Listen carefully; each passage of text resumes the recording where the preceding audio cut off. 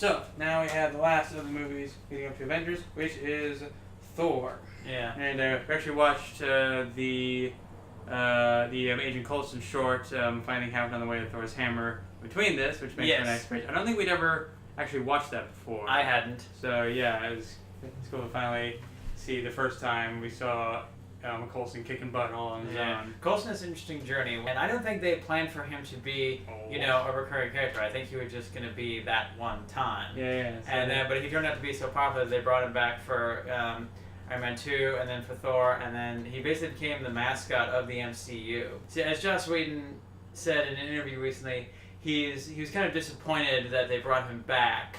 But I guess not all of Joss Whedon's characters can stay dead. But the good news is that the rest of these characters, the rest of the Avengers and the general Marvel universe still believes that Coulson's dead. Anyway, on to Thor.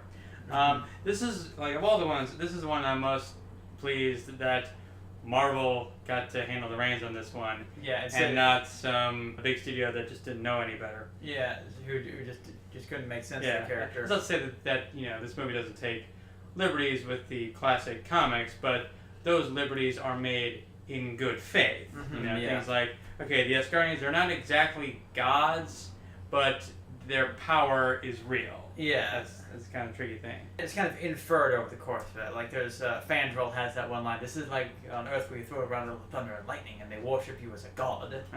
Okay. Lays it out very nicely, very simply.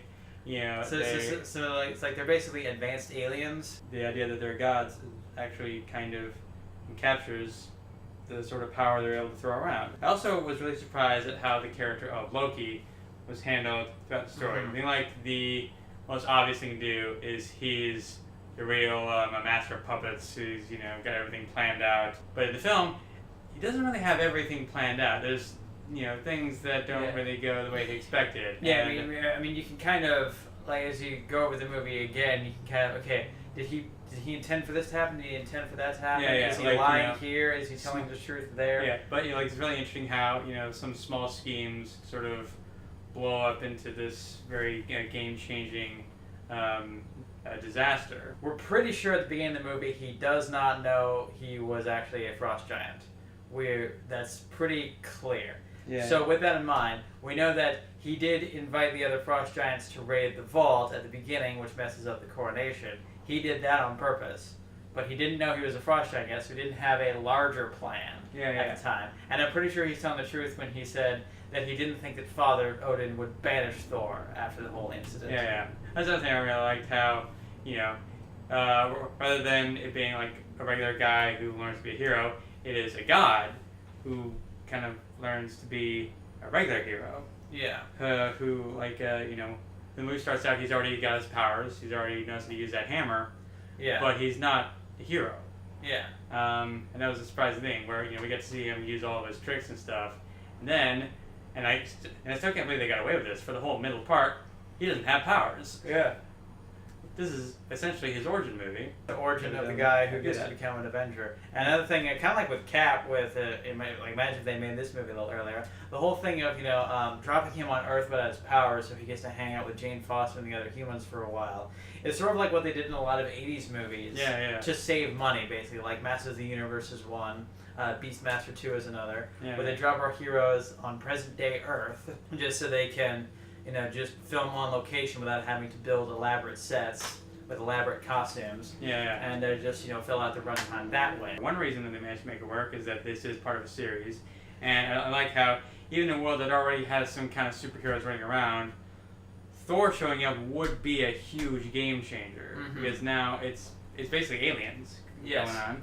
And, Earth is part of a much larger arena now than it ever was before. Yeah, it makes a nice prelude to the Chitauri invasion later. And I do like how the fight with the Destroyer at the end of this movie is brought up again in Avengers. It's like, that was a big deal. There are forces out there that can just blow us up and there's nothing we can do about it, so we got to prepare ourselves. Yeah. It's interesting to actually see what the world does after the big explosive final showdown. And another thing that is really to the movie's advantage is that they really assembled a good cast to represent Thor and the rest of his circle of allies and friends, and a couple of enemies, Loki. Like when we see the big coronation ceremony, there's a Lady Sif and the Warriors 3, and they look very much like they do in the comics, to the point where you can just recognize them on sight. And of course there's Anthony Hopkins as Odin. Yeah. And there's, his mother, Frigga, played by Renee Russo, who we haven't seen in a while. Okay, how would a guy who is in all the tales of these characters in classical mythology, how does a guy whose whole thing is his duplicity, like Loki, why would anybody hang out with this guy? Yeah. So like how they kind of establish his relationship with them at the beginning, and how that sours as his plans slowly unravel. We actually did watch this a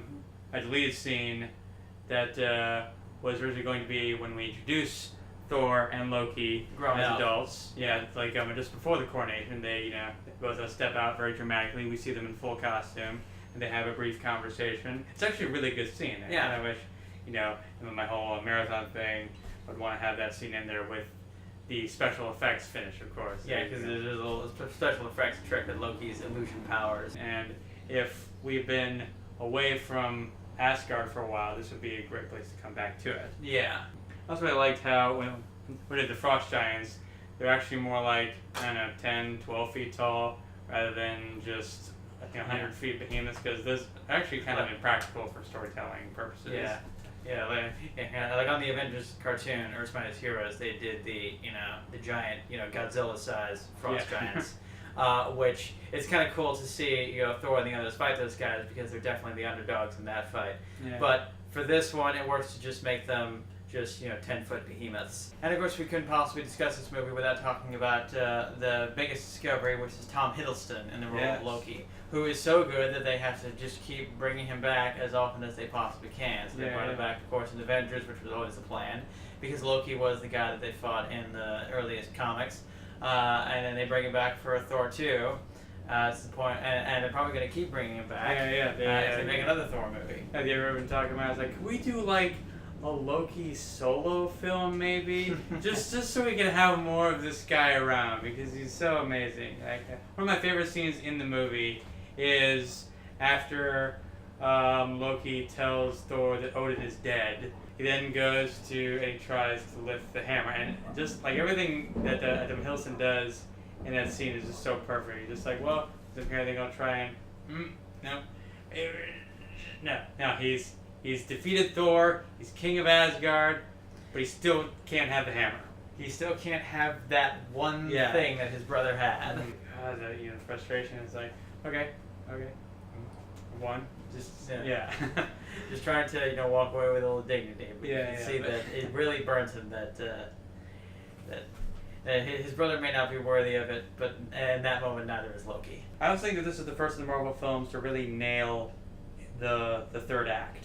Yeah. Where it actually builds to a really great climax, and that's the strongest part of the movie, rather than everything kind of unraveling at the end, like in a lot of the other ones. Yeah, and it does help that we have such a great villain in Loki. It actually, it comes around, and the arrival of the Destroyer and everything, and Thor getting his powers back is a great triumphant moment, and the fight with Loki has great emotional stakes going on, and just everything comes together beautifully. And there's a scene where they're dangling off the side of the broken bridge, and it's kind of what I wish that Anakin and Obi-Wan had, where even after Anakin's done all this terrible shit, Obi-Wan's still trying to save him. So I always thought it was a great a climactic moment for a movie of smashing the Rainbow Bridge. I was like, whatever era you were doing a Thor movie, that's a great final finisher. Yeah, that's kind of interesting that the climax revolves around not saving Earth, which is usually what you get, but saving the land of the Frost Giants. And I found a lot of people confused about it. I thought the Frost Giants were the bad guys. It's like, no, the whole point of what Thor was supposed to realize is that it's more complicated than that. You can't just destroy all the Frost Giants. To me, it's sort of almost like it seemed almost like a metaphor for the War on Terror, like what Rob was trying to teach us. You can't just destroy everybody in the entire country just in case they become terrorists. It's more complicated than that. You have to rule better than that. Yeah, Thor still got it, Yeah. Alright, and now, after watching that, ready for Avengers.